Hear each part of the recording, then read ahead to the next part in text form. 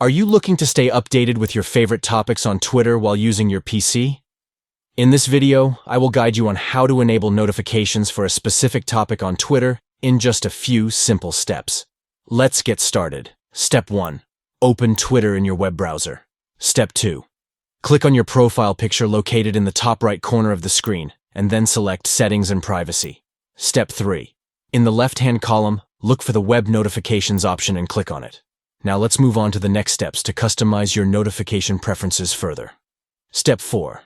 Under the Notification Types menu, select Preferences. Step 5. Locate and click on Push Notifications to manage your push notification settings. Step 6. Scroll down to find the option from X and check the box next to Topic to receive notifications for your selected topic.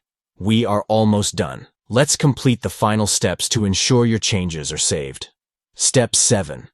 Once you have selected the desired options, click on the Save Changes button to apply the new notification settings to your Twitter account. Congratulations! You have successfully enabled notifications for a specific topic on Twitter while using your PC. Now, you can stay informed and engaged with the latest updates related to your favorite topic on the platform.